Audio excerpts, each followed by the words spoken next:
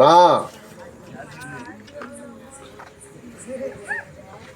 ఈ బెలూన్ని మీ ఉన్నది ఊళ్ళో దెయ్యాన్ని ఎత్తుకొని వెళ్ళిపోతున్నాను.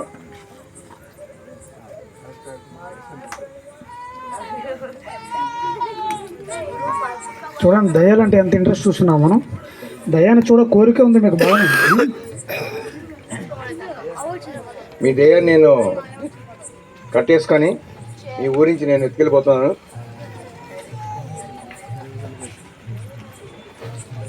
కాబట్టి మీకు రేపు నుంచి ఇక్కడ ఏముండదు, దెయ్యము ఉండదు.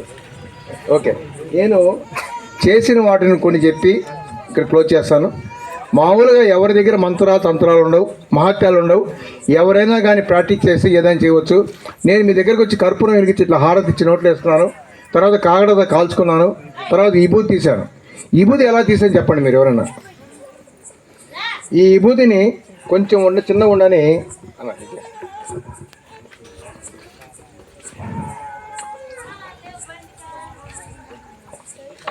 ఇలా ఇక్కడ పెట్టుకుంటాను.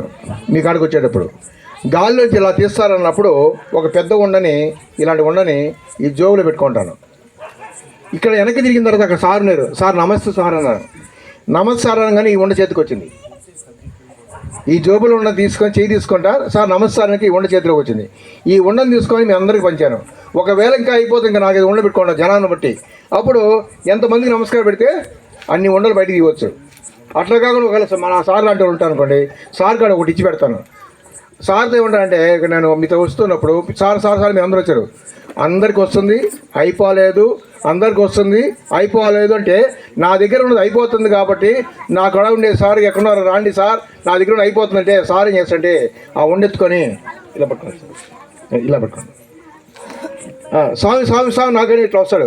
ఆ ఉండని ఇలా తీసుకొనేసి ఇలా పంచుకుంటూ పోతాను. ఇదే టెక్నిక్ అందరూ ఉపయోగిస్తారు. తర్వాత కర్పూరం వెలిగితే హారతి ఇచ్చాను. ఇది నాకు కాలలేదు. కాలకుండా కర్పూరం ఎక్కడ ఈ బూడిద కాదు. బూడిద అయితేనే మనకు కాలుతుంది. సైన్స్ ప్రకారం బూడిద మాత్రం కాలుతుంది. మీరు చిన్నప్పుడు సిగరెట్ చిన్న నిప్పు లోపల ఎక్కడో ఉంటుంది, దాని మీద కాలు కాలుతుంది మీకు. కానీ ఆ యొక్క నిప్పు ఆ విధంగా కారణం ఏంటంటే ఆ బూడిద ఉంటేనే కారణం. పెద్ద కొన్ని గ్రామాలకు గుండాలు దొక్కుతుంటారు. ఆ గుండాలు దొక్కేటప్పుడు చాటతో కానీ పెద్ద ఇసుక కారణం ఇసురుతుంటారు. ఇసిరిన తర్వాత వాడు పరిగిస్తూ వెళ్ళిపోతారు. కానీ ఎక్కడ నిలబడు, పైనంతా నీళ్లు పోసుకుంటాడు, చెమ్మంతా కాళ్ళ కింద ఉంటుంది. మేము అనేక సార్లు గుండాలు దొక్కినాం, నిప్పులు గుండాలు. సారు దొక్కాడు, నేను దొక్కాను, విజయ్ దొక్కాడు, అందరూ దొక్కాను. ఎక్కడ మాకు సైన్స్ ప్రకారం కాలదు. అలాగే ఈ బాబాల పేరుతో, స్వాముల పేరుతో, మంత్రగాళ్ళ పేరుతో మనం మోసం చేసే వాళ్ళు ఎవరిని నమ్మబాకండి. ఎవరి దగ్గర మహత్యాలు లేవు, అద్భుత శక్తులు లేవు. ఎవరైనా మీకు తాయిలు కడతామని కానీ, ఇంకోటి ఏదైనా మీకు చేస్తామని కానీ, పూజలు చేస్తామని కానీ ఎవరైనా వస్తే వాళ్ళని మా దగ్గరికి తీసుకురండి. వాడు ఏం పూజ చేస్తున్నాడని చెప్పేసి మనమందరం కలిసి వాడికి పూజ చేసి పంపిస్తామని చెప్పేసి మా జనవిక తరఫున తెలియజేస్తూ ఈ అవకాశం ధన్యవాదాలు తెలియజేస్తున్నాను. Thank you sir. మాయలో మంత్రాలు లేవు. ఏదైనా సరే ఉన్నదాన్నే మనం దాచిపెట్టి చూపిస్తాం. ఎవరైనా దేవుడి పేరుతో బాబాలు ఎవరైనా ఉన్నారు మేము గొప్పవాళ్ళని చెప్పానంటే వాళ్ళంతా దొంగలు, మోసగాళ్ళు. అలాంటివన్నీ జన విజ్ఞాన వేదిక చేస్తుంది. దాచిపెట్టేసి వాటిని రకరకాల రూపంలో తీసి మీకు చూపించడం జరుగుతుంది. కాబట్టి ఎవరైనా మాయలు చేస్తున్నారు, మంత్రాలు చేస్తున్నారంటే బోగస్, దొంగలు ఎవరు వాళ్ళని పట్టుకురండి, లేకపోతే మాకు చెప్పండి మేము పట్టుకుంటాం, వాళ్ళంతా మోసగాళ్ళు. ఇలాంటివన్నిటిని మేము జన విజ్ఞాన వేదిక ఒక సైన్సు, దీని వెనక అద్భుతాలు ఏం లేవు. మనం కావాలని ఇదేన్ని మనం పైనుంచి సృష్టించలేము.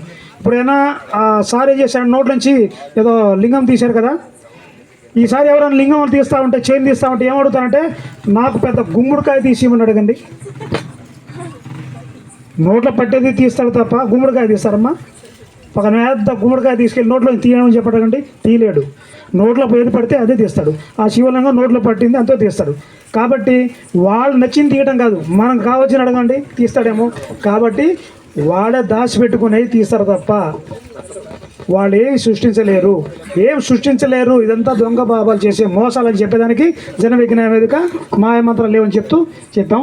ఇప్పుడు మన గవర్నమెంట్ హాస్పిటల్లో ప్రొఫెసర్గా పనిచేస్తున్నారు డాక్టర్ కాళేశ గారిని ఈ కార్యక్రమం ఉద్దేశించి మాట్లాడవలసిన కోరుతున్నాం. డాక్టర్ గారిని, ప్రొఫెసర్ గారిని వచ్చి మాట్లాడవలసిన కోరుతున్నాం. Hello hello. ఇక్కడ మన నెల్లూరులో ఉండేటటువంటి గవర్నమెంట్ హాస్పిటల్లో ఆపరేషన్ చేసుకుంటూ పొద్దు నుంచి సాయంత్రం వరకు పేషెంట్లు చూసుకుంటూ ఆపరేషన్ చేసుకుంటూ ఉండాల్సిన నేను ఇక్కడికి ఈరోజు సాయంత్రం మీ దగ్గరికి ఎందుకు వచ్చానంటే, మీ ఊర్లో దయ్యాలు ఉన్నాయని చెప్పేసి ఒక ప్రచారం అయితే జరిగింది. దయ్యాలు ఉన్నాయి, ఇక్కడ తిరుగుతున్నారని చెప్పేసి ఎవరో ఒకరు ఇద్దరు ప్రచారం చేశారు. తద్వారా ఏంటంటే ఈ ఊళ్ళో వాళ్ళందరూ భయపడుతున్నారని తెలిస్తే, సరే నాకు తెలిసిన విషయాలు, నేను పొట్ట కోసి ఆపరేషన్ చేసేవాడిని కదా, నిజంగా పొట్టలోంచి ఏమైనా దయ్యాలు వస్తున్నాయేమో, నేను ఎన్నెన్ని దయ్యాలను చూశాను, ఆ దయ్యాలకి నేను ఏ విధంగా వైద్యం చేశాను అనే విషయాలు మీతో కొన్ని పంచుకున్న దానికి ఈరోజు వచ్చాను అనమాట. కానీ రాగానే నేను కొంతమంది అడిగాను, ఇక్కడ అక్కడి నుంచి మొదలుపెట్టాను, అడుగుతూ వస్తున్నా, నిజంగా మీరు చూసారా దయ్యాలు, నిజంగా ఉన్నాయా లేదా అని చెప్పి మాత్రం అడిగితే మాత్రం వాళ్ళు ఏం చెప్పారంటే, ఏంటి సార్ మీరు కూడా అట్లా అంటారేంటి, సెల్ ఫోన్లో వస్తున్నాయి మేము చూసాం అంతేగాని మేమే నమ్మట్లేదు సార్ అన్నారు. మేమే నమ్మట్లేదని అన్నారు.